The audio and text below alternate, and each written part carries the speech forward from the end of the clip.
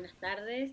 Bueno, bienvenidos a esta última sesión del Simposio Transgénero en Latinoamérica. Hoy es nuestra última sesión y será también el cierre luego de esta sesión, que la caracterización que tiene es que es en vivo, a diferencia de las anteriores. Así que, bueno, en principio agradecerles mucho a todos que estén aquí acompañándonos. Sabemos de las dificultades que están teniendo todos los países, todo lo que estamos atravesando con esta situación de COVID, así que realmente valoramos mucho no solamente su presencia y su acompañamiento, sino también la presencia hoy de nuestros speakers y nuestros oradores con nosotros. Mi nombre es Inés Aristegui y yo soy la coordinadora de investigación social de Fundación Huésped. Mi nombre es Luciana Spadaccini, soy médica e infectóloga en Fundación Huésped en el área de investigaciones y también, como dijo Inés, agradezco mucho la presencia de nuestros oradores en una situación como la que estamos atravesando hoy, también de la audiencia y de todos los que hicieron posible que hoy pudiéramos participar de este evento. Como es una sesión en vivo, está disponible el chat para preguntas y les vamos a ir respondiendo al final de la sesión, una vez que terminen las exposiciones de nuestros oradores. Paso a presentar a la primera oradora, Paulina Carrasco Hernández, de México. Ella es psicóloga y psicoanalista, fue voluntaria y coordinadora de la atención y contención al público en la clínica especializada en Condesa, México. Actualmente se desempeña en la misma institución, en el área de salud mental y psicología, y se encarga de todo lo que es seguimiento y adherencia al tratamiento antirretroviral. Paulina, te damos la palabra. Hola, buenas tardes, gracias. Un poco por la invitación que me convoca a estar aquí y el nombre del taller, que no es precisamente el nombre de la presentación, es porque es importante para mí desde la mirada de la población trans, desde un lado perteneciendo yo a la población trans y también sabiendo de la otra o el otro que está enfrente de mí, es el contexto. Para mí es muy importante el desafío que enfrentamos como profesionistas en el ámbito sí, realmente saber de qué va un poco la panorama y los desafíos que enfrentan las personas y las mujeres transexuales, sobre todo en México, que ha sido lo que yo me he dedicado a investigar estos últimos 3 años. Entonces les voy a hacer una pequeña resumen y puntualizar puntualizar las partes que para mí son primordiales en el abordaje respecto a a una identidad trans, que es lo que está pasando con los profesionistas que estamos accediendo ahora a esta población. Afortunadamente, se están abriendo canales para que la población trans puedan acceder a los servicios de salud, por lo menos aquí en la CDMX. Bueno, es importante ir pensando que la población de personas transexuales a lo largo de la vida enfrentan varios factores que los ponen en situaciones de riesgo desde muy pequeños y pequeñas edades. Entonces, esto es importante siempre dilucidarlo y tenerlo en mente, ¿no? Porque a veces en la práctica clínica dejamos un poco de lado esta situación donde es bien importante todo el tiempo tener claro que nos enfrentamos a una población que ha estado en estigma y precarizada a lo largo de la historia. Entonces, es una población con características muy específicas que en esta investigación es importante recalcar que son muy parecidas a nivel mundial, por lo que hay que tener esta lupa muy detenida. Tiene que ver con la identidad de género, la transfobia, la violencia familiar, dificultades en el sector salud para acceder y también para tener esta condición o esta mente donde las mujeres y los hombres trans, sobre todo las mujeres, porque me parece un poco importante resaltar que, por ejemplo, en los estudios en Clínica Condesa, la prevalencia de personas trans, de hombres trans con VIH es del 0%. Y en mujeres trans la diferencia es bastante alta. Entonces es importante ir viendo que desde ahí ya se van formando diferentes lugares desde donde se va colocando cada población. Por eso yo me he dedicado más a investigar los azares de las mujeres transexuales en la CDMX. ¿Ok? Entonces, la prevalencia de VIH y la identidad de género, que es esta parte donde el género asignado al nacer no concuerda con lo que la persona experimenta psíquicamente y emocionalmente.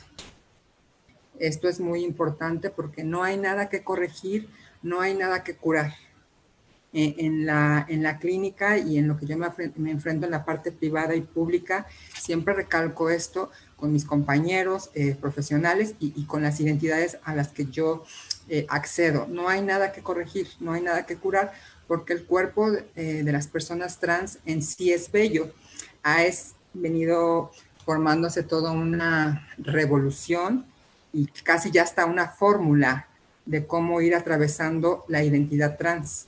Pero es importante resaltar que cada una de las personas que lleguen al consultorio, que lleguen a los lugares de salud, es una historia distinta. Aunque las características primarias son muy repetitivas, después de eso hay que ir escuchando con mucha calma qué es lo que nos va a presentar ese individuo en su historia, porque no se trata de una fórmula o un ABC de cómo ser una persona trans y el medicamento, las cirugías y listo. Es muy importante recalcar que cada persona se irá armando de su identidad conforme a cómo se vaya sintiendo, la parte psíquica, que es primordial, no solamente la parte social, la parte legal y la parte médica. Yo lo que he estado trabajando en este tiempo tiene que ver mucho con la parte psíquica. La escucha activa es muy importante con estas identidades, porque hay procesos irreversibles. La transfobia, que es súper importante, no solo la que se ejerce socialmente afuera, sino la que las mismas personas de la comunidad LGTB y las mujeres trans introyectan en sus prácticas entre ellas e incluso con su propia personalidad, ya que también esto las coloca en una población de riesgo porque han estado desde el principio, desde las primeras infancias, la mayoría o el 80% pues discriminadas por su familia, y esto hace que se coloquen en un lugar repetitivamente de riesgo.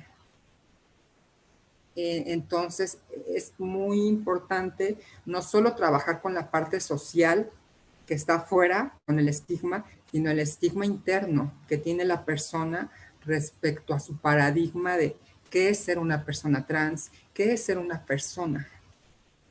Hay que ir un poco yendo lento porque en primeras instancias lo que la persona adopta es solo la palabra trans y a veces eso no permite que el mismo sujeto pueda ir más allá después de lo trans. ¿Qué sigue después de lo trans? La educación, la familia, proyectos. Es muy importante que no nos quedemos solo en lo trans. Claro que hay que darle un lugar a cada historia, una escucha y como les digo, no hay nada que corregir, no hay nada que curar. Hay que darle un lugar a estas historias. Por otro lado, la violencia familiar, que se repite constantemente y también que hace que la expectativa a futuro de las personas y de las mujeres trans sea muy corta psíquicamente, y obviamente eso se introduce en los actos, donde si yo sé, y ya se me recalcó a lo largo de mi historia, que no voy a vivir tanto tiempo, pues claro que no voy a pensar en una familia, en una estabilidad social, en un empleo digno, porque un poco la metodología o la epistemología de esta identidad es que no va a vivir mucho tiempo. La tasa de mortalidad en la CDMX es a los 35 años en las mujeres transexuales. Esto es muy importante tenerlo todo el tiempo trabajando ahí con las identidades para poder ir más allá de lo trans. En el sector salud, en el sector educativo, desgraciadamente no contamos con profesionistas que estén sensibilizados y que tengan una epistemología respecto a las nuevas identidades, a las nuevas propuestas de identidad de género, a la nueva propuesta de la transfeminismo. Es muy importante incluir toda esta serie de, pues, de nuevas posibilidades, tanto en la academia como en el sector social, porque a veces las personas trans, las mujeres trans, no se acercan a las instituciones, sobre todo aquí en la Ciudad de México, por la pena de ser estigmatizadas, de ser violentadas, porque sí pasa, hay una correlación, incluso aquí en la Ciudad de México, a partir del 2018, se puede hacer el cambio de identidad y de género, y se hizo un estudio hasta ahora 2020, donde muchas mujeres trans ya no están accediendo al registro civil.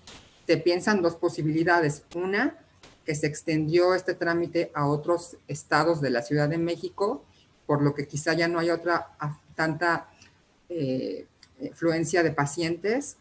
Dos, porque los que están ahí, los servidores públicos, no están sensibilizados al tema. Es muy importante cuando nos enfrentemos a una identidad diversa, porque todos somos diversos, preguntarle al otro por un pronombre. ¿Cómo desea ser llamada, llamado o llamade? Eso es primordial, porque es una manera de generar violencia.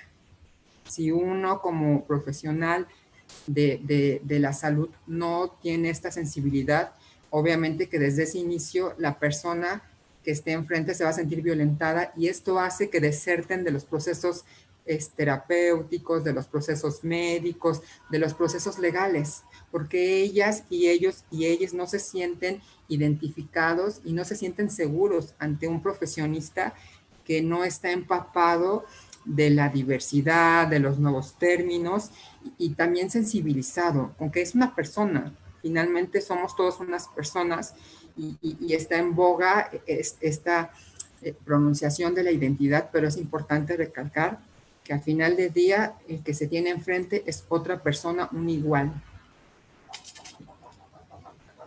Paulina, 5 minutos. Ok, algo muy importante de esto, y que no me quiero ir sin resaltarlo, es dejarle esto, entender el contexto, entender que esta población es muy específica respecto a algunas dificultades, como ya la mencioné, que es el sector salud, el sector educativo, la prevalencia de VIH y el abuso de sustancias. El abuso de sustancias también aquí con las mujeres transexuales en la CDMX es muy alto, y hay que también darle bastante forma, porque también la sustancia de un modo detiene para no pasar a algo más. Hay que tener mucha escucha activa para ir escuchando las historias. Hasta ahora aquí en la CDMX tenemos un avance bastante importante en materia legal y en materia médica, pero hay que ir un poco más allá. Hay que pasar de este nombre y de esta etiqueta de lo trans a qué sigue, qué más hay que crear como comunidad y como profesionistas de la salud. Y pues se necesitan incluir lo que les decía, programas donde se capaciten a los que están detrás, a los que están atendiendo en los lugares públicos, a los que están atendiendo los servidores públicos. Esto es sumamente importante porque hace una brecha entre el usuario y el profesionista, y que pasa mucho porque siguen sintiéndose como un objeto de estudio, y esto hace que la gente deserte de estos lugares. No se trata de una fórmula, no se trata de un cómo ser, sino que tener esta parte muy sensible con esta población que hemos sido precarizadas a lo largo de la historia. ¿Qué más? Pues básicamente esto es bastante, les comparto bastantes biografías y referencias, también mi correo por si quieren más información, pero creo que lo dejo bastante claro y lo recalco, que es muy importante entender el contexto de las personas que van a llegar al consultorio, que van a llegar a la clínica, que van a llegar a donde buscan una persona que tenga esta sensibilidad de estar trabajando con otra persona. Esto es primordial en la trata y en los abordajes de la población trans. Sobre todo también aquí en la CDMX, el único lugar donde se puede acceder es en la Clínica Condesa. Es un lugar donde no necesariamente tienen que pagar, el gobierno paga por el tratamiento, pero solamente por el tratamiento hormonal y por estudios que se realizan cada 3 meses. Entonces, ahí otra vez te vuelve a quedar la fuga de la parte individual, la parte psíquica, que me parece muy importante recalcar. No solamente tenemos que darle énfasis a la parte legal, la parte médica y la parte social, hay que darle bastante tejido a la parte individual y psíquica. Pues creo que todo. Muchas gracias, Paulina, súper interesante. Gracias. Bueno, lo que vamos a hacer es dar un espacio a preguntas y respuestas posterior a la siguiente presentación. Ok. Presentamos a nuestro próximo expositor, Javier Urcade Veloc. Él es comunicador social, tiene un máster en comunicación institucional especializado en salud. Hace más de 38 años trabaja en VIH y otros temas de salud. Es miembro del comité directivo de la Plataforma de Cobertura de Salud Universal 2030 y es miembro de la sociedad civil SEM. Integra la Junta de Gobierno de la Red Global de Personas que Viven con VIH y SIDA, y es en el panel técnico también revisor del Fondo Mundial y es revisor de Positive Action de VIV. Javier nos va a hablar de la salud sexual y los derechos humanos en épocas de COVID-19. Bueno, muchas gracias por la invitación. Bienvenidos a todas, a todos y a todes. En los próximos minutos me gustaría ofrecer una aproximación al tema de la salud sexual, su vinculación con los derechos humanos y algunos aspectos de la coyuntura de la pandemia del COVID-19. Quisiera agradecer a la Fundación Huésped, a ATA, a las compañeras Nadir Cardoso, Marcela Romero y por supuesto Inés Aristegui y el resto de su equipo que gestionan este programa tan innovador, por la invitación. Si están viendo en vivo esta sesión, espero sepan apreciar la gentileza de haberles ahorrado un PowerPoint, pero leeré porque temo no llegar a decir todo lo que necesito decirles en el tiempo que está asignado. Mi militancia con la comunidad de personas transfemeninas comenzó a fines de los 80 y principios de los 90 como activista de la Organización Gay por los Derechos Civiles en Buenos Aires, cuando junto con otras organizaciones nos movilizamos por la criminalización del trabajo sexual y la transfobia, que resultaba en la constante detención de las personas trans y trabajadoras sexuales. Fue hasta 1998 que con una subvención del Banco Mundial pudimos implementar un proyecto denominado Identidad, que fue coordinado por la entrañable Loana Berkins en Argentina, y la participación de las entonces 3 organizaciones de personas trans. Ahí conocí a Marcela Romero. El proyecto Identidad fue un primer intento de intervención para sensibilizar con un abordaje de pares a las compañeras en temas de VIH y ITS. Tuvimos que convencer al Banco Mundial que en lugar de organizar talleres en hoteles con catering, las compañeras se reunían en los hoteles y sus propios hoteles y sus departamentos, y los gastos a rendir eran las compras de supermercado para unos guisos espectaculares que comían al concluir los talleres. Eran verdaderas reuniones tipo Tupperware o Avon, pero de prevención. Para mí, la mejor escuela para aprender hace 2 décadas lo que hoy veo en los estudios y las publicaciones. Muchas cosas cambiaron en la región y en la Argentina. Vemos el contagio virtuoso de la sanción de algunas leyes de identidad de género y de matrimonio igualitario y otras. Y también programas directamente dirigidos por o para personas trans, aun cuando su implementación real a veces resulte limitada. Lo que todavía no vemos son los resultados significativos en la dimensión sanitaria. La prevalencia del VIH y otras ITS se mantiene en 30% o más para las personas trans en la región, y eso es inaceptable. Que en el estudio de la lupa de la prevención combinada que editamos con OPS en el 2017, las compañeras trans hayan identificado los centros de salud como uno de los lugares donde más se sentían discriminadas, tiene que ser algo que nos despabile y nos obliga a cambiar las cosas. Que todavía existan países en la región donde los datos epidemiológicos de las personas trans no se desagregan y se contabilizan como hombres que tienen sexo con otros hombres es vergonzoso. Que la mayoría de los países de la región continúen siendo víctimas del abuso de las fuerzas de seguridad y otras instituciones no es otra cosa que un genocidio encubierto. Creo que las evidencias que los estudios de Wesper con las organizaciones trans, además de ser una valiosa información, es un modelo de trabajo, un nuevo paradigma de asociarse y trabajar codo a codo, a imitar, y que nos sigue mostrando que existen barreras estructurales para el acceso, incluso el acceso a la investigación. Como alguien que vengo trabajando en la tan demorada implementación a gran escala de la profilaxis preexposición en América Latina, creo que esta solo será exitosa si se la mira como un abordaje de salud sexual integral. Por favor, no nos tentemos con atajo de ver la PrEP como una intervención de prevención médica. Si en la región los centros de salud y las organizaciones que ofrecen sin costo una serie de servicios de salud sexual, entre los que estará la PrEP, vamos a lograr entonces aplanar la curva, ya que está tan de moda o de boga la palabra aplanar la curva, con las nuevas infecciones de VIH y TC. Solo si los centros que implementan a gran escala la PrEP además ofrecen otros servicios de salud sexual. Si no, seguramente fracasaremos.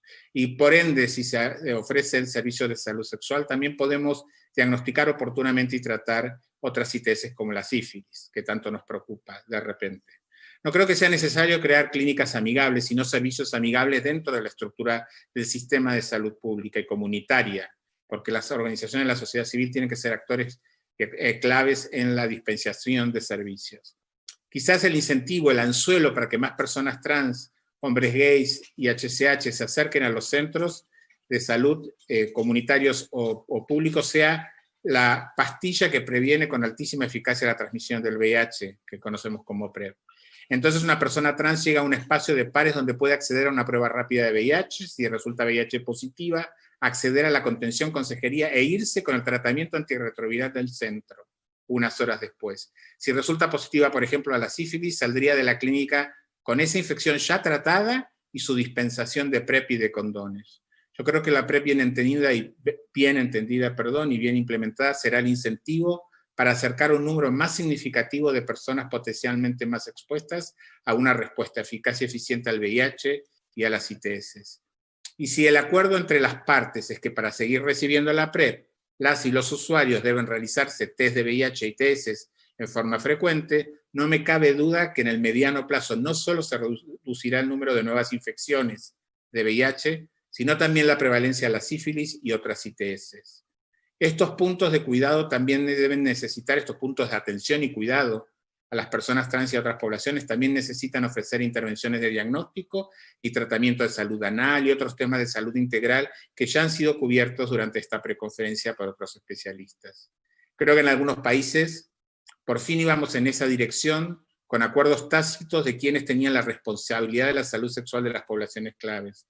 Pues aun cuando el uso del preservativo se mantiene muy bajo, el acceso a la PrEP y el tratamiento antirretroviral también, sabiendo que una de las personas que más carga viral, que las personas que tienen una carga viral indetectable no pueden transmitir el virus, con lo cual el acceso, el diagnóstico, el acceso al tratamiento y la oferta de PrEP son fundamentales. Pero en el medio se nos cruzó un camión con acoplado y cargado con toneladas llamado COVID-19.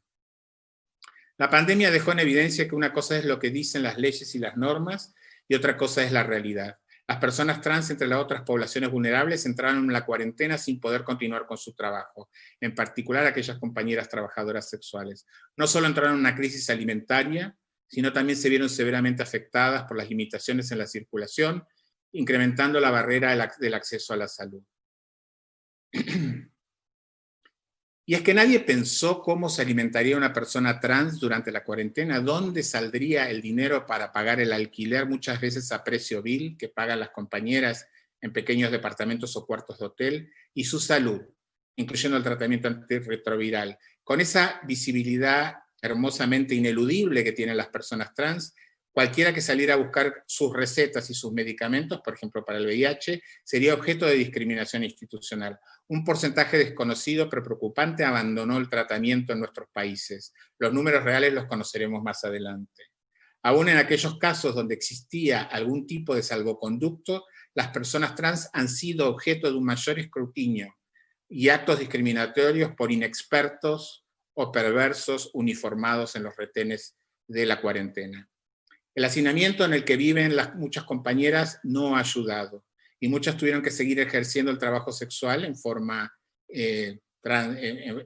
paralela Mientras las recomendaciones oficiales de las agencias y de los gobiernos eran, hagan sexting, ofrezcan sus servicios de trabajo sexual en forma virtual.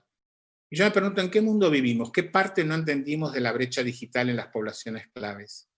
Entonces surgió como con fuerza una especie de proxenetismo virtual que podía explotar en cámara a las personas trans, a las mujeres trabajadoras sexuales, con su propia tecnología y aparataje de promoción y herramientas para cobrar a los clientes virtuales.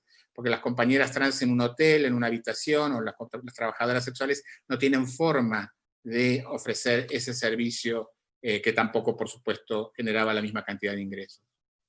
La cuarentena es y será la mejor manera de contener la circulación del COVID-19. El tema no es este, sino ha sido siempre para muchos de nosotros el cómo se implementa la cuarentena. En pleno reconocimiento de los desafíos socioeconómicos y sanitarios de cada población y en el respeto de los derechos humanos en el medio de una crisis sanitaria. La segunda encuesta de Onusira Latina sobre COVID y VIH, que respondieron 2.300 personas, nos muestra información sobre todas las poblaciones clave que viven con VIH. Pero como sabemos, 4 de cada 10 personas trans son VIH positivas. Estos datos que yo les voy a presentar rápidamente son bastante representativos de lo que está pasando con las personas trans. ¿Qué respondieron estas 2.300 personas? 5 de cada 10 personas con VIH han tenido problemas para acceder a su tratamiento durante la crisis de COVID. Solo 3 de 10 han recibido tratamiento para más de 2 meses. El 49% de las personas que viven con VIH en América Latina solo tiene el tratamiento para un mes. La famosa dispensación múltiple que muchos países han aceptado es como un unicornio. Nadie la encuentra. Solo 3 de cada 10 se les ofreció una opción de consultas y recetas vía telemedicina. Obviamente estamos hablando de un segmento de población que tuviera acceso a datos. 4 de cada 10 manifestaron necesitar apoyo psicológico por la ansiedad por el COVID-19 que jamás recibieron. El 56% de las personas tuvo la percepción o la experiencia de ser víctimas de violencia física durante la pandemia, y esto es muy grave. 4 de cada 10 personas han tenido que abandonar la cuarentena para afrontar los gastos básicos, y lo veíamos hace un rato con el tema del trabajo sexual clandestino, más clandestino todavía durante la cuarentena, y yo sospecho que el porcentaje es mucho mayor. El 69% de las personas encuestadas no había recibido información de la prevención del COVID, y de hecho el 32% no conocía los síntomas del COVID, aun cuando nos saturan todo el día en los medios con esta información. La mitad de las encuestadas tienen tratamiento para un mes. El 72% considera que su confidencialidad se vería afectada por el COVID-19. Insisto, estos son datos de personas que viven con VIH, pero considerando la alta prevalencia de personas trans, estamos hablando de una muestra realmente muy representativa. Además, si sostenemos que en América Latina entre 3 y 4 personas con VIH serían trans, obviamente estamos teniendo una muestra muy representativa. Para mí todos los datos de la encuesta, como mi reflexión, no refieren a un país en particular, sino a la región, a pesar de trabajar en la República Argentina también. Entonces, la mayoría del establishment político, gubernamental y sanitario latinoamericano imaginó una cuarentena de clase media, con clases de colegios y universidades virtuales para las niñas y adolescentes, clases de yoga, gimnasia para los padres, el delivery de comida, el takeaway, los menús de alimentación saludable, las prescripciones digitales, el Netflix, el alcohol en gel, e incluso la posibilidad del aislamiento de una persona con COVID o sospechosa de COVID en una habitación de tu propia casa. Esa no es la realidad de la población trans, ni de muchas otras poblaciones claves. ¿Quién pensó que las compañeras que comparten una habitación entre 5, a veces sin ventanas, podrían enfrentar en su sano juicio, con salud mental, 100 días de cuarentena sin sentirse que estaban encerradas en cárcel en solitario? ¿Cómo se gestionó la preservación de la confidencialidad y no estar expuesta a la violencia institucional? ¿Cuáles fueron las estrategias para retenerlas en el tratamiento y en los servicios? Creo que necesitamos menos conductismo comportamental y más empatía y otredad. Una vez más, como a lo largo de la historia, fueron las personas trans las que salieron a las calles a llevar bolsones de comida a sus compañeras, a llevarles medicamentos, a acompañarlas a los centros de salud o recibirlas, en el caso de Argentina, en la Casa Trans en Buenos Aires. Un profesional de salud muy querido y comprometido me llamó hace un mes, preocupado porque un porcentaje significativo de sus pacientes, como le gustan decir, sus pacientes, mis pacientes, no concurrían al servicio por sus medicamentos o por las consultas médicas. Una inquietud similar escuché de un funcionario de un programa. Mi respuesta fue: salgan a buscarlos entonces. Es tan grave las nuevas barreras de acceso para las poblaciones como que algunos de quienes participan en la provisión de servicios se queden sentados sobre una pila de frascos de medicamentos frustrados porque nadie viene a buscarlos. Y esto es un fenómeno generalizado, pero la falta de datos es lo que preocupa. Creo que la pandemia dejará en evidencia que hay algunas cosas que no hemos aprendido y que han quedado al desnudo en el país, en la región y en todo el mundo. Para ir concluyendo, quiero decirles que urge hacer un inventario de los daños y resolverlos. Una vez más, creo que les hemos fallado tanto a las personas trans como a las mujeres trabajadoras sexuales. Y creo que además de deberles una disculpa, debemos priorizar la reparación, y si esta u otra pandemia continúa entre nosotros, debemos ajustar el cómo hacemos las cosas. A todos ustedes, muchas gracias.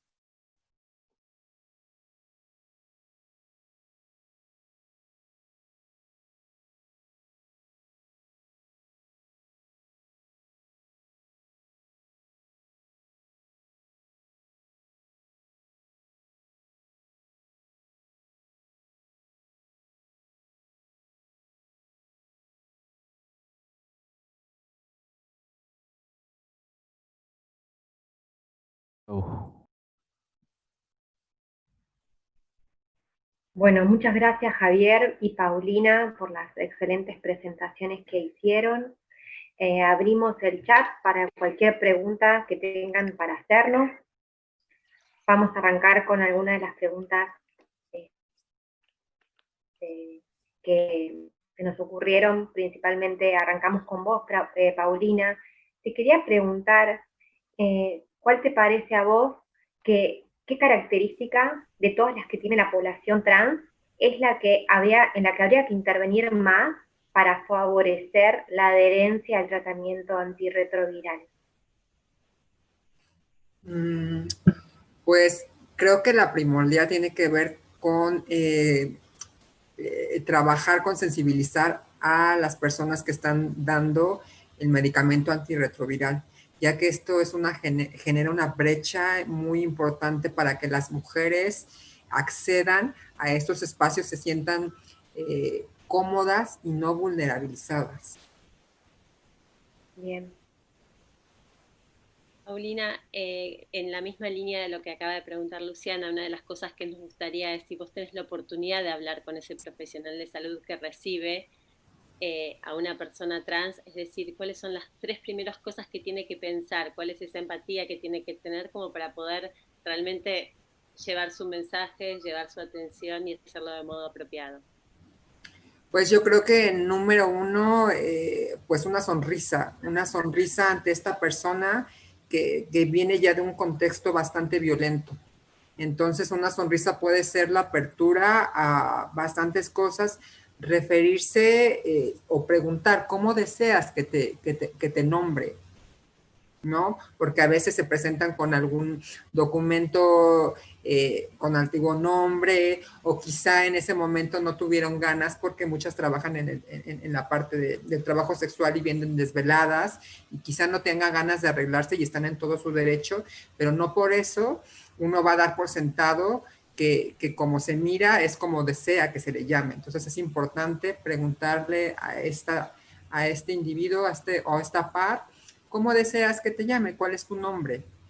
Y número 3, pues esto, hay que hacer un lazo más que de decir la fórmula y el qué va a pasar, porque es algo que de un modo muchas ya tenemos muy claro, tanto de un lado como del otro. Hay que hacer énfasis en el afecto, en que es un lugar seguro, en que aquí vamos a resolver y vamos a ir pensando juntas, que no está a merced de lo que le pasa afuera. Es importante que ella sepa que cuando pisa un lugar, un centro de salud, una clínica, un lugar donde se le va a atender, desde el inicio se le va a atender con respeto. Perfecto. Javier, te quería preguntar tu visión sobre algo que ocurre reiteradamente con el tema de las enfermedades infecciosas y que es el estigma y la discriminación que hay. Bueno, yo creo que el estigma y la discriminación, en el caso, por ejemplo, de las personas trans, está atravesada por la cuestión de la identidad de género y todo lo que le genera a la gente, sumado a eso una enfermedad transmisible, que puede ser una ITS o puede ser el VIH-Sida. Entonces, esto que lo hemos visto al principio de la epidemia con la comunidad gay en los Estados Unidos y otras poblaciones, realmente lo subestimamos. Cuando empezamos a darnos cuenta, estoy hablando hace décadas, ¿no?, que el trabajo con las personas trans requería de abordajes totalmente específicos, de pares, entenderlas, comprenderlas, etcétera, incluso en la militancia política del movimiento LGTBIQ+, realmente nos dimos cuenta que había una fuerte autoestigma ocasionado por la violencia desde la plena infancia, la reducción a la servidumbre, a veces en las propias familias, salirse del interior del país para venir a Buenos Aires, en situaciones a veces, como bien decía Paulina, de mucha violencia también en el trabajo sexual, muchas veces ejercida más por la policía y otros mecanismos institucionales que por los clientes, y obviamente esta profecía autocumplida de que, bueno, yo voy a morir joven, mientras pueda, voy a seguir para adelante. Entonces lo que vemos es un diagnóstico del VIH y otras ITS muy tardío. Y esto lo he hablado mucho con Marcela, con Nair y otras compañeras trans. El tema también lo hemos dicho, lo ha dicho Paulina, lo digo yo, el maltrato dentro del sistema de salud hay que resolverlo. Pero también hay que resolver cómo hacemos para que más personas trans pisen el centro de salud, o la Casa Trans, que pueda ofrecer servicios, estoy hablando del caso de Buenos Aires, y otras organizaciones en otros países, la Clínica Condesa, etcétera. ¿Cómo hacemos para que las chicas lleguen a tiempo a saber si son VIH positivas o tienen una ITS? Esa cuestión en la generación de demanda todavía no la estamos pudiendo resolver del todo. Y es tan profunda y es tan social que tampoco tiene una fácil solución, una fácil resolución. No, sin duda, y un poquito tomando, la verdad es que has hecho una descripción de la situación en la época, en estos momentos de COVID, impecable, Javier. Y una de las cosas que remarcaste, y me parece que es el mayor problema que tenemos ahora, es que el COVID lo que está marcando es que la brecha es cada vez más amplia y más grande.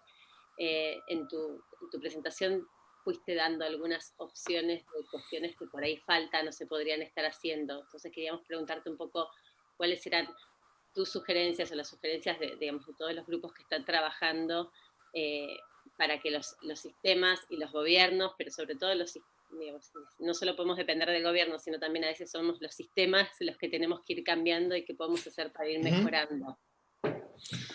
Bueno, a ver, me parece que hay varias cosas. Parece un poco prematuro aprender lecciones porque estamos, sobre todo en el sur, estamos en el medio, de México para abajo, estamos en el medio de la peor parte de la pandemia, pero sí creo que sí ya hemos visto algunas cosas. Los ministerios de salud no pueden transformarse en ministerios de COVID-19, tienen que tener su mesa de enlace y de emergencia, pero no pueden faltar antirretrovirales, no pueden faltar condones, ¿no?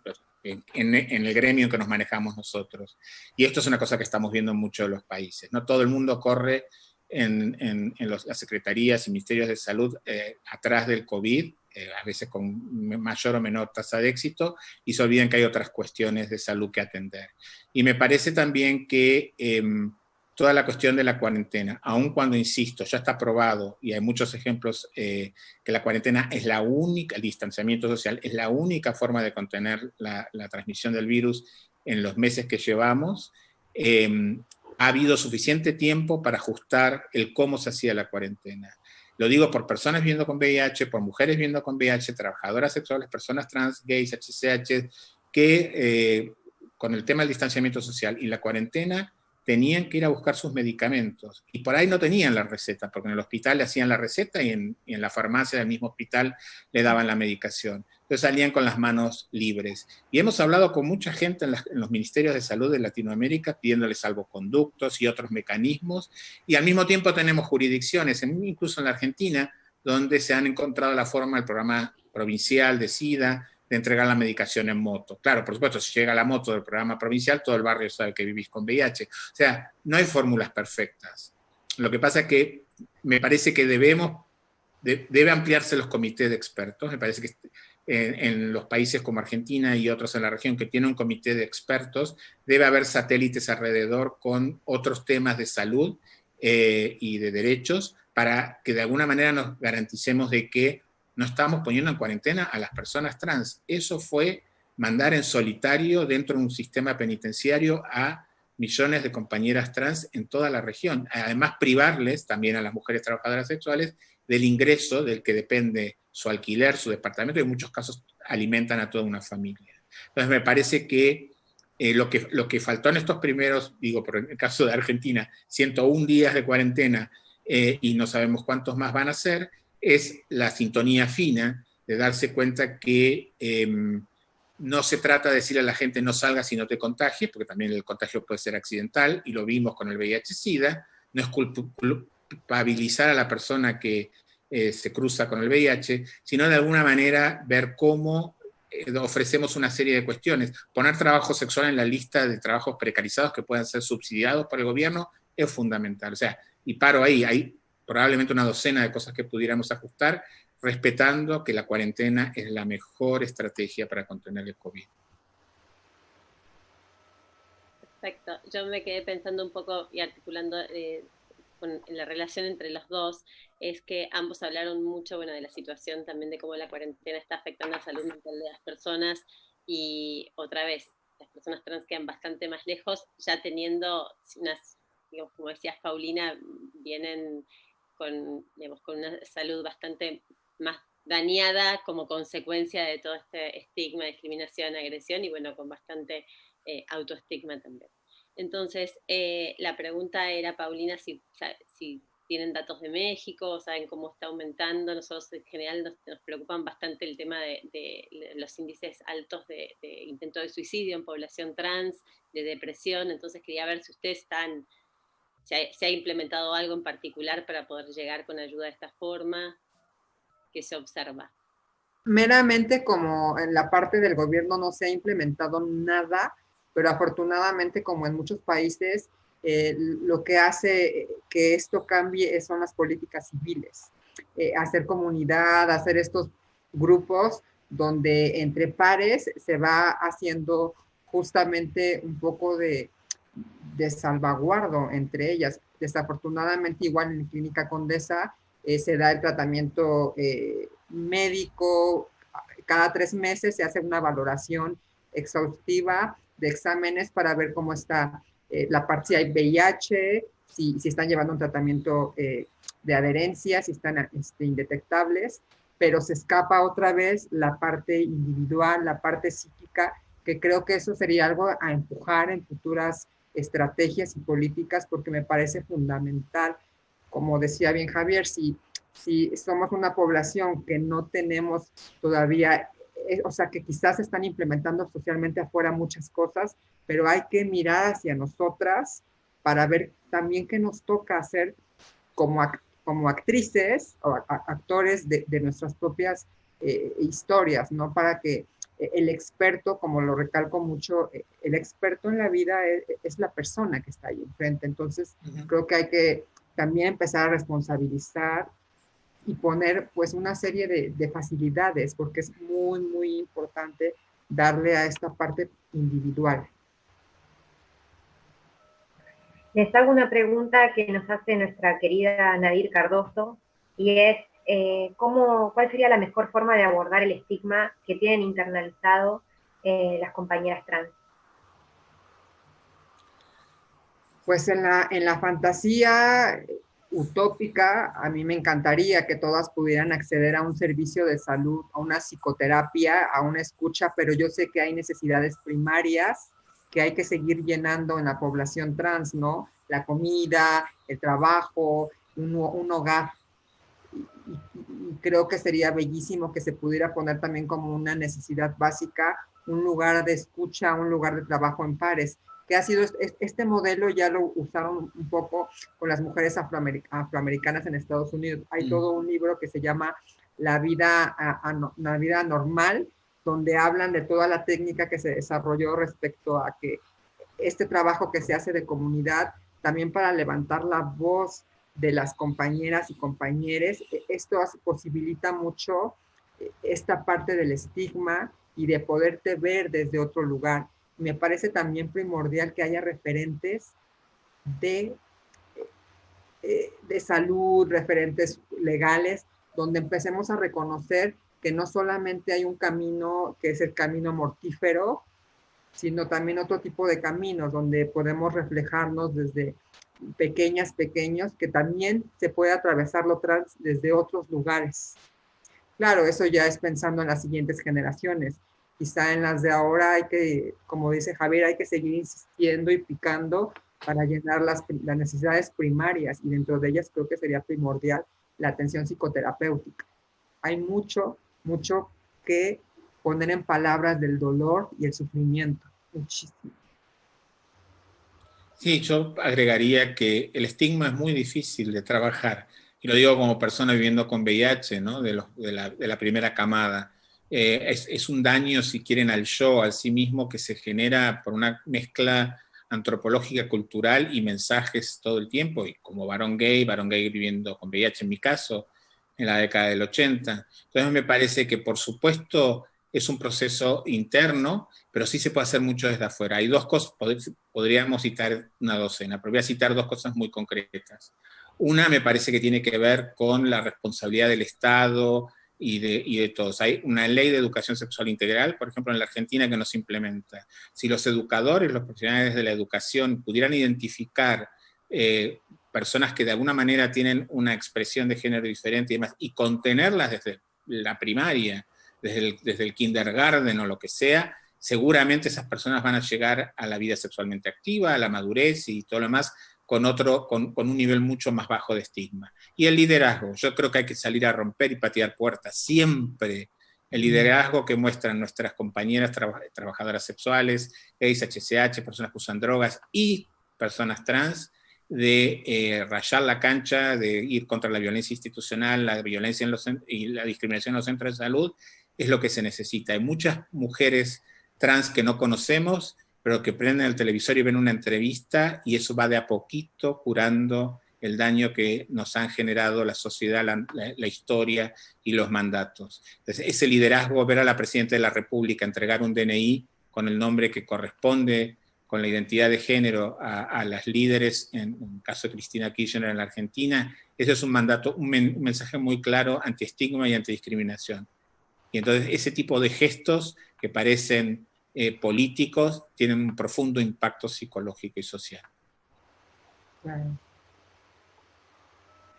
Sin duda, me parece que todos lo que están, digamos, los dos lo que están planteando es este modelo de, en tanto damos un espacio de visibilizar a las distintas comunidades, involucrando a las personas también, sin hacer un esfuerzo, ¿no? Por no forzar a nadie a visibilizarse quien no quiera, pero siempre la visibilización ayuda, no solamente porque brinda modelos a los que vienen, a las personas que vienen, sino también porque, bueno, ayudan a cambiar estos patrones sociales que son los que alimentan este círculo virtuoso de estigma, discriminación, prejuicio.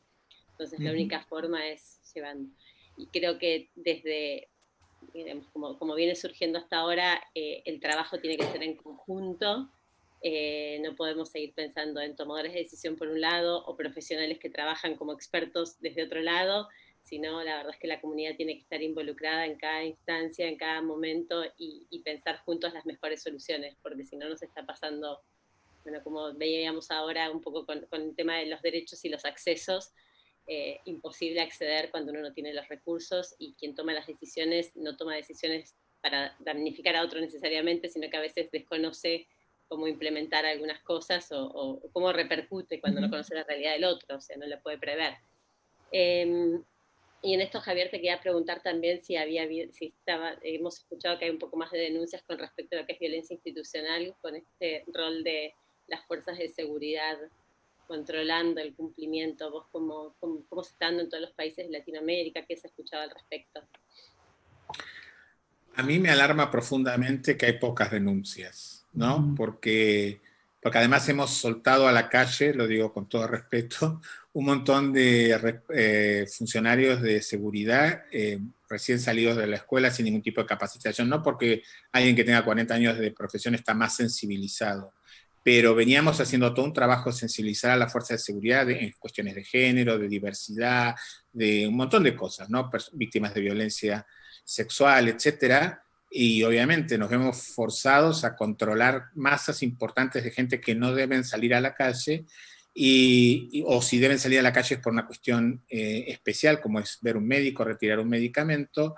Y entonces, yo lo he hablado, lo hablaba mucho con Nadir el otro día y demás, es salir y encontrarse con, no sé, un policía, un gendarme de 20 años, o un grupo de gendarmes de 20 años, y tener que explicarle que uno vive con VIH, que uno necesita ver un médico. Por supuesto, la persona trans tiene la visibilidad 24 horas los 7 días de la semana, esa diferencia de un varón gay que por ahí no tiene por qué estar discutiendo muchos detalles de su necesidad de transitar. Entonces, todo eso es violento. Y todo eso tiene como resultado algo que por ahí no vamos a poder nunca medir a ciencia cierta. ¿Cuántas personas trans o mujeres trabajadoras sexuales o gays habrán abandonado el tratamiento? Entonces, esa es una hipótesis totalmente posible desde México hasta Argentina, porque además ha habido faltante de medicamentos en muchos países de la región. Entonces se combinan las dos cosas. Imaginemos que llegar al hospital es el Himalaya y cuando la persona trans hizo la cumbre, le dicen, no, mira, vuelve la semana que viene que no hay medicamentos porque el ministerio está comprando barbijos, tapabocas o respiradores. También muy necesarios, ¿no? Pero recuerden que la salud pública no es solo COVID-19 o cualquier otra pandemia que nos vuelva a sacudir en el futuro. Bueno, Javier, Paulina, muchísimas gracias por sus presentaciones, por su tiempo en estos momentos que son tan difíciles. Agradecerles de nuevo, agradecer a Fundación Huésped este espacio que nos da para poder hablar de estas cosas, que cuando uno las hace visibles es mucho más fácil ponerlas en carpeta. Y con esto ya damos cierre a nuestra sesión y le pasamos la palabra a Omar Sued, Marcela Romero y Franco, quienes van a dar el cierre a todo lo que es el simposio transgénero en Latinoamérica. Chicos, muchísimas gracias por su tiempo y sus presentaciones, realmente maravilloso y un placer compartir con ustedes. Gracias a ustedes. Gracias por la invitación, estamos en contacto. Seguimos. Omar.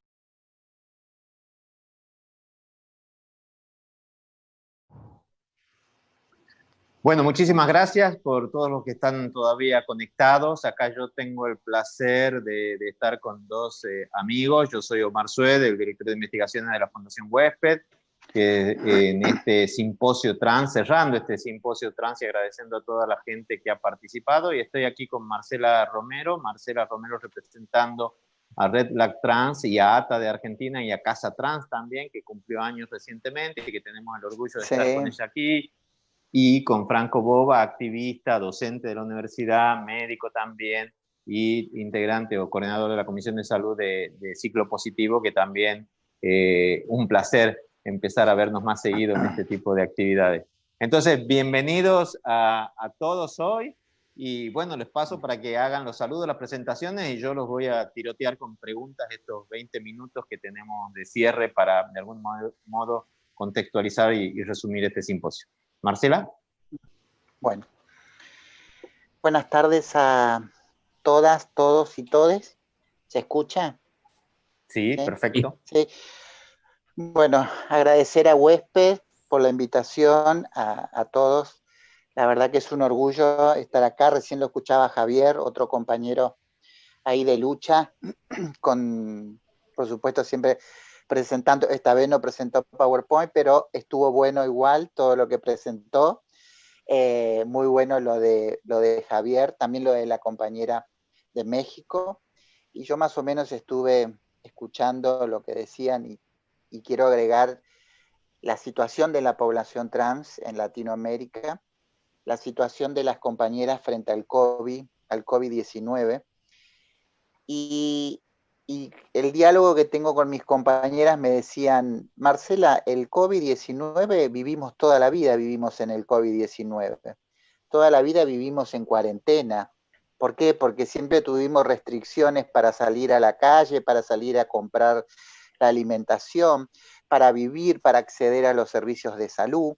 para poder circular libremente.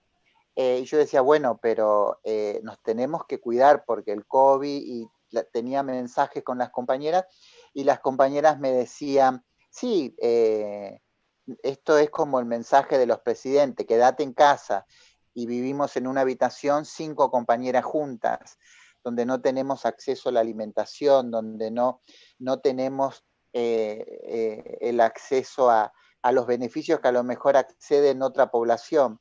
La población trans en Latinoamérica en 15 días terminaron sus finanzas. Se quedaron sin alimentos, se quedaron sin poder pagar alquiler, se quedaron en algunos casos las compañeras de no poder acceder a los tratamientos en los cuales estaban las compañeras, como tratamientos hormonales, los retrovirales y otros tratamientos, el no poder acceder a los servicios de salud. No se habla más de adherencia al tratamiento, no podemos hablar de adherencia al tratamiento porque en realidad las compañeras dejaron de tomar su medicación, una porque no lo pueden retirar, otra porque no quieren tomar su medicación porque no tienen una buena alimentación. En Argentina el 70% de las compañeras viven en hoteles o en pensiones. En algunos lugares accedieron a mercadería, pero en realidad no pueden cocinar porque no les permitían entrar a la cocina o cocinar. Los dueños de los hoteles le cortaban el gas, le cortaban la luz, le cortaban el agua, para que las compañeras dejen el hotel porque sabía ese dueño que no iba a poder cobrar el mes en la cual vivían las compañeras. En Argentina empezó el 20, creo que el 19 de marzo la cuarentena estricta, y al mes las compañeras empezaban a llamar para ver cómo podían hacer para retirar la medicación en los hospitales. Yo me comuniqué también con Javier, y creo que hay un equipo huésped y todo un equipo que hicieron lograron una resolución para que las personas puedan ir a retirar la medicación y no sean detenidas. Estamos hablando de detenciones, estamos hablando de compañeras que las bajaban de los buses y las compañeras se volvían a sus casas porque si decían que iban a buscar la medicación del VIH, podían ser detenidas, maltratadas, humilladas, adelante de toda la gente, y en algunos casos maltratadas, por supuesto, si las llevaban a la comisaría. Casos se dieron del maltrato verbal a las compañeras, insultándola porque eran personas viviendo con VIH. Algunas decían, yo voy al hospital a retirar mis medicamentos, y recibían insultos de la policía. Yo creo yo estoy segura que hay que cambiar la agenda de trabajo a nivel latinoamericana. Hay que hablar de la pobreza, hay que hablar de la pobreza extrema, hay que hablar de la migración interna y externa. En Argentina se vio la migración interna, las compañeras que querían volver a Salta, a Jujuy, a sus provincias. Hay una gran comunidad de compañeras jujeñas y salteñas en Argentina, y ellas querían volver porque sabían que iban a tener alimentos, iban a tener vivienda, porque ya no podían vivir más en los hoteles, le faltaba la vivienda, le faltaba todo, y pedían volver a sus provincias. Esa es la migración interna que tenemos. Después el tema del acceso a los derechos, yo creo que hay que trabajar en conjunto las organizaciones y cambiar esa agenda con otra mirada. Hay que hablar de las identidades, hay que hablar de una identidad diversa, hay que hablar de cómo nos vamos a desconstruir, cómo nos vamos a trabajar el tema de las nuevas identidades y descolonizarnos, ¿no es cierto? Esta cosa de descolonizarnos de todo lo que nos metieron en nuestras vidas desde nuestra adolescencia, porque en realidad cuando hablamos de programas para personas trans, tenemos que hablar de adolescencias, porque de niñez no existe, y de mujeres adultas mayores menos, porque una mujer trans de 40 años en cualquier parte de Latinoamérica es una mujer adulta mayores, y la expectativa de vida es de 35, muy pocas llegamos y pasamos los 40 años, así que no hay programas para las personas adultas mayores. Y yo creo que eso hay que tratar de trabajar el tema de la identidad trans desde la niñez y la adolescencia. Esto, Y Marcelita, adultas que vos mayores. contás, es atravesado totalmente por el estigma y por la discriminación, ¿no? Esto es lo que siempre hablamos y siempre has comentado, porque una chica trans que nace en una familia trans, que atraviesa toda su transformación con el apoyo de su familia, puede estudiar, puede trabajar y no va a tener un riesgo, no va a tener una gran complicación, pero lo que nosotros estamos viendo y lo que trata de fortalecer y apoyar siempre es el empoderamiento de las chicas que llegaron con todas las cosas en contra, digamos, que fueron rechazadas en su casa, expulsadas de su familia, engancharon en prostitución o el trabajo sexual, mejor dicho, porque fue lo único que pudieron como forma alternativa para sobrevivir, y que son hoy las que sufren la carga del estigma y la carga también del riesgo de salud, ¿no? Entonces eso en nuestro país, por suerte en Argentina, algunas de estas cosas están empezando a cambiar, pero el resto de la región sigue igual, ¿no? Sí, sigue igual y sigue peor en algunos lugares. Yo siempre digo que en este momento hay que hablar del feminismo, el feminismo trans.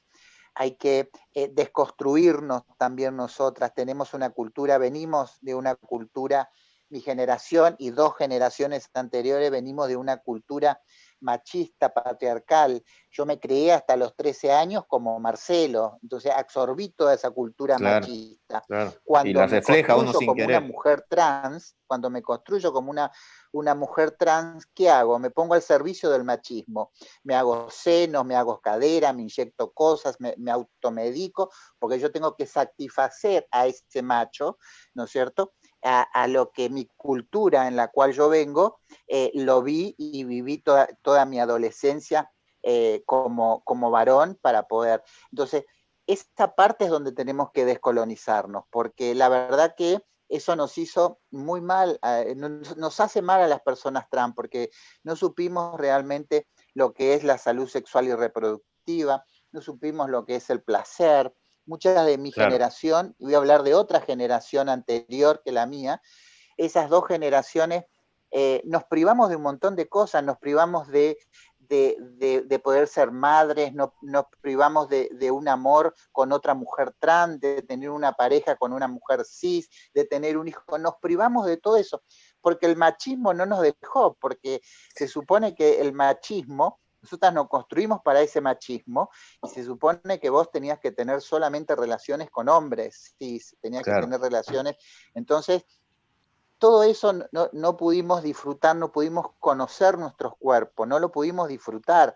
Entonces, cuando ahora en esta nueva generación que tenemos, que son las nuevas identidades, los géneros fluidos y todo lo que sabemos, la verdad que uno aprende día a día de esa generación y yo felicito a esa generación. Bueno, que no está ahí te voy a pensando en cortar entonces, hormonizarse. así pasamos a la nueva generación y hablamos con Franco, que está más cerca de la nueva generación que nosotros dos. Claro, yo eso lo felicito a las personas que no están pensando en ponerse senos, en ponerse aceite en el cuerpo, en armarse para el otro, ¿no es cierto? Entonces, en este caso, estas nuevas generaciones que están ahora realmente disfrutan la vida, su sexualidad, su construcción, que si quiere se construye como quiere y vive como quiere. Ahora, lo que tenemos que trabajar en nuestras organizaciones es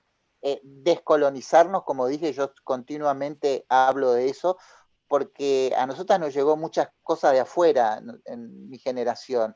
Todas queríamos ser la Mujer Maravilla, todas éramos Madonna, teníamos un estereotipo de mujer. Marilyn Monroe, entonces, sí.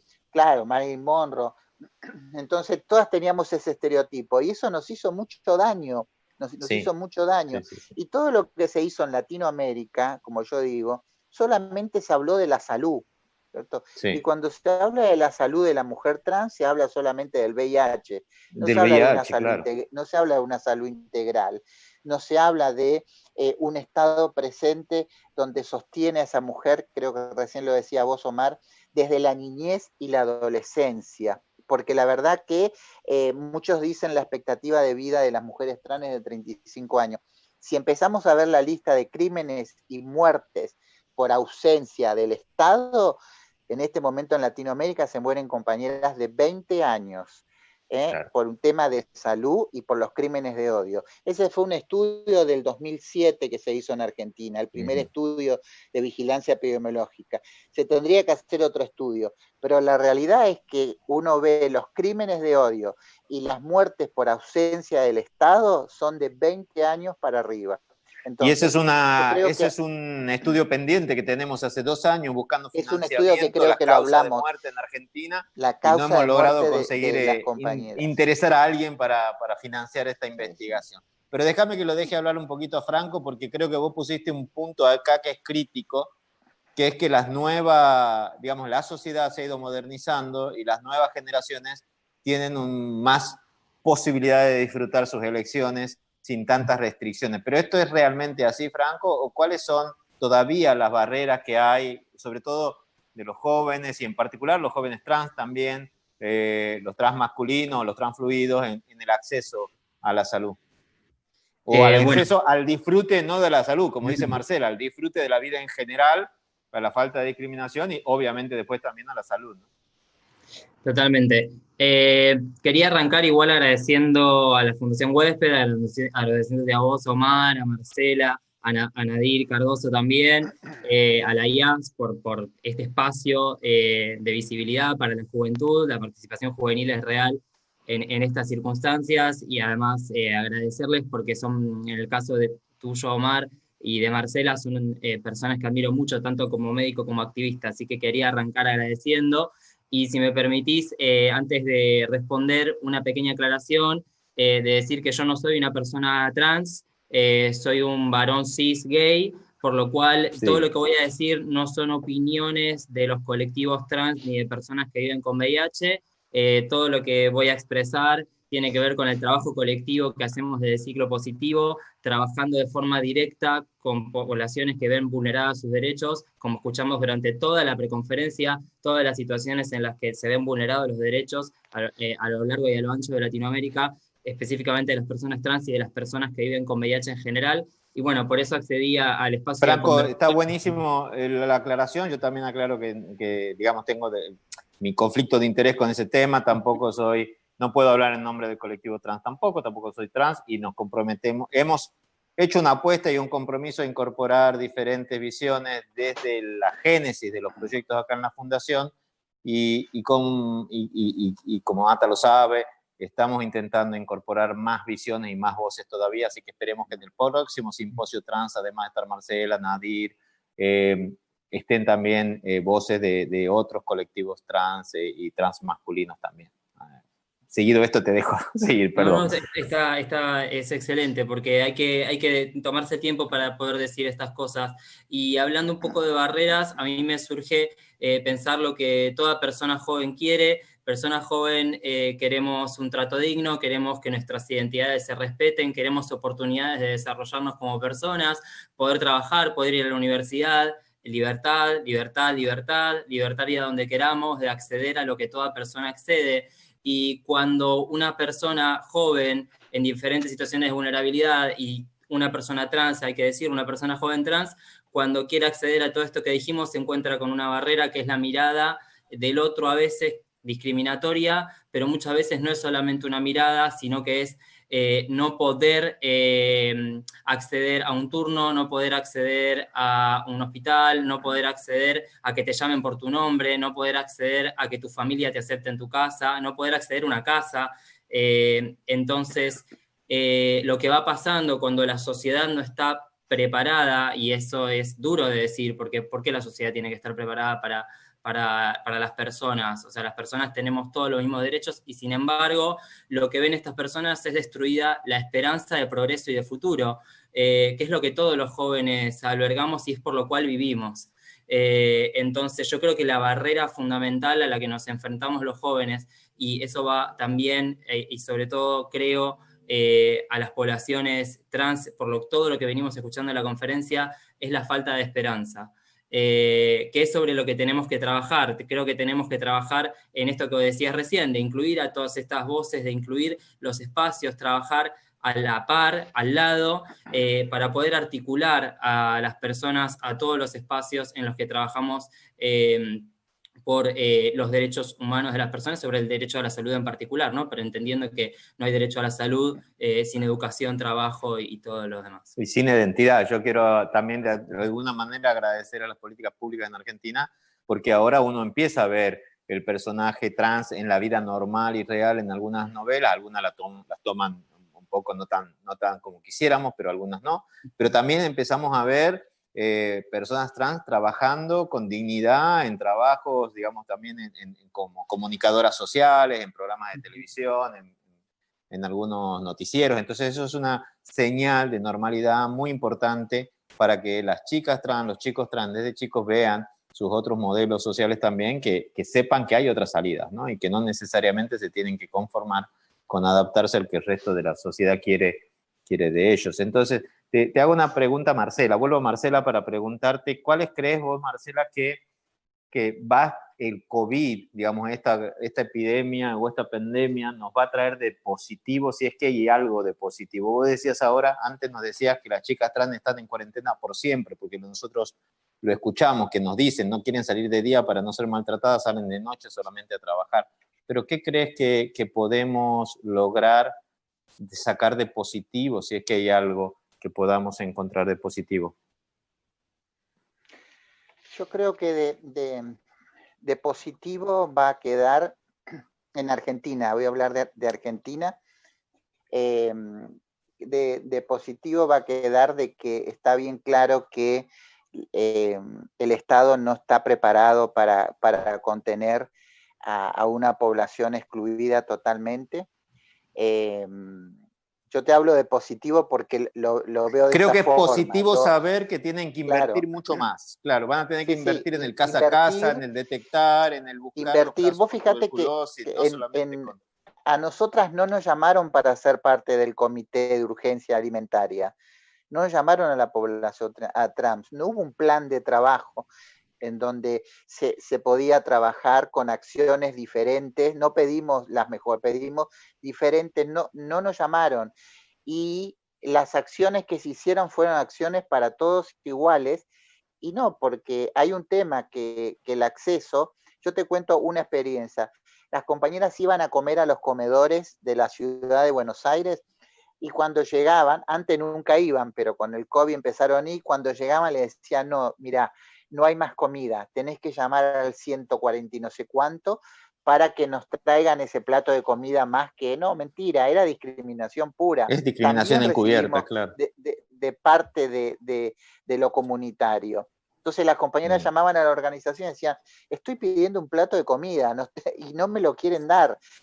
Tengo que llamar por teléfono al gobierno para que me dé un plato, que baje un plato de comida. Eso es discriminación. Yo creo que en nuestro país hablamos de leyes, hablamos de derechos, pero creo que nos falta mucho. Yo creo que hay que trabajar más profundo el tema de la inclusión de las personas trans dentro de la agenda política, con todos los beneficios que tienen. Y la ley de cupo laboral. Yo quiero la ley de cupo, yo quiero la ley integral trans. Es una ley que va, es más más abarcativa, claro, y empieza desde la niñez, adolescencia, vivienda, porque el cupo laboral nos va a dejar afuera a las mujeres trans de 40 años. En ningún municipio toman a una mujer trans a una mujer de 40 años, 45, porque ya se está por jubilar, no nos toman. Ese grupo vamos a quedar afuera. Si no tenés estudio, vamos a quedar afuera. Entonces, y los sueldos van a ser como son actuales. Las personas trans les pagan los sueldos mínimos. Yo conozco en algunos municipios que las compañeras trans están barriendo las plazas por 12.000 pesos. Esa persona trans que tiene capacidad podría estar en otro lado, la podrían capacitar, darle apoyo, como tiene que ser un proyecto, porque el proyecto no es solamente para que te den un espacio de trabajo, es para que te contengan, es para que vos puedas superarte. Para que te ayuden a tu crecimiento personal, exactamente. Exactamente, bueno, no lo hacen. Entonces, el cupo laboral va a ser un fracaso. Está bien, tenés estamos razón. pidiendo la ley. Creo que la ley integral es importantísimo y es un esfuerzo que tenemos que todos acompañar, todas las Sí, vos organizaciones. a una mujer trans de 40, 50 años con un montón de dolencias tenés que darle la reparación histórica. Somos las personas que pasamos la dictadura. Yo viví la dictadura, entonces Claro. yo tengo, no digo la edad, pero si voy a buscar trabajo, no me lo van a dar, porque me faltan 3 años para jubilarme. ¿Quién me va a dar un trabajo? Entonces, las pocas que quedamos, las pocas que quedamos, bueno, hay que hacer una reparación histórica. Nuestros cuerpos fueron políticos, políticos en la dictadura militar. Si nos llevaban presos en la dictadura militar es porque nuestros cuerpos eran políticos. Entonces, creo que el Parlamento argentino no nos puede subestimar. Hay que ir por una ley máxima, no por una ley mínima.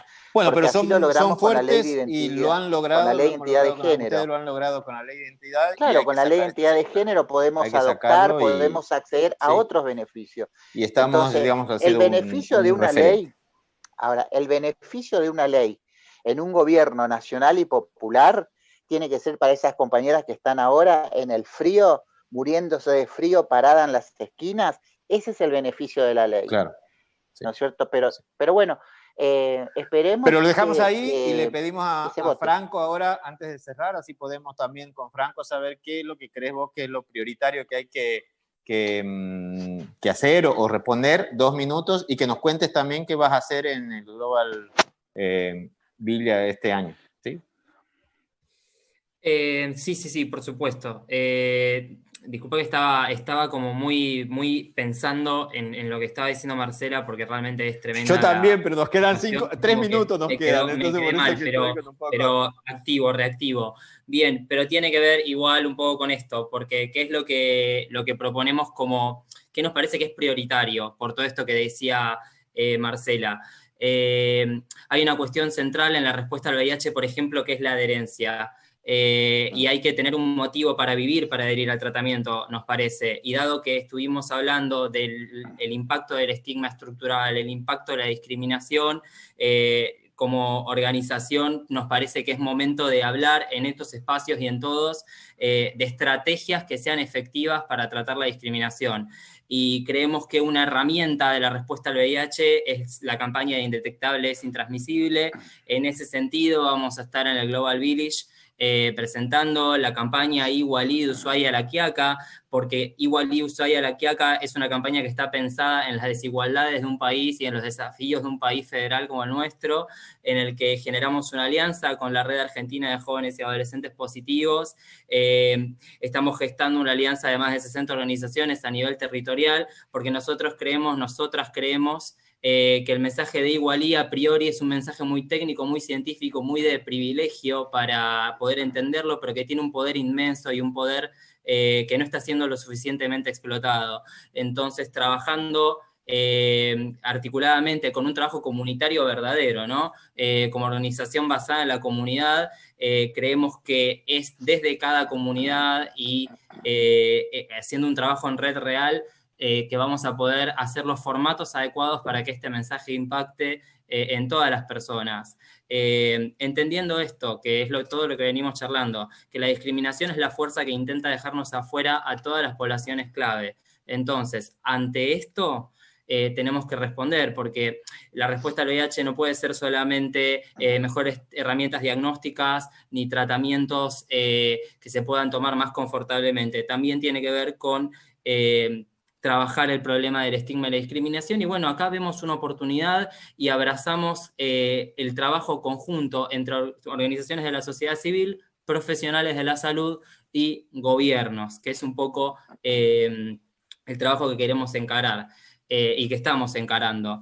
Chicos, bueno, los tengo que cortar porque me están cortando, pero para mí la verdad que los tenemos una muy cortita, Omar. Yo quiero que ustedes que están muchas en reuniones hable del transfemicidio social, porque hablamos de los crímenes de hoy, no, hablemos del transfemicidio social, de las muertes sociales, porque se mueren compañeras de 20 años en un estado terrible. Y llamemos terrible. acá a ver quién nos puede ayudar a financiar esa investigación para justamente documentar esto. Que es necesario. En este año se murieron más de 40 compañeras trans. Me están haciendo señas que tenemos que cortar. El 80% son compañeras menores.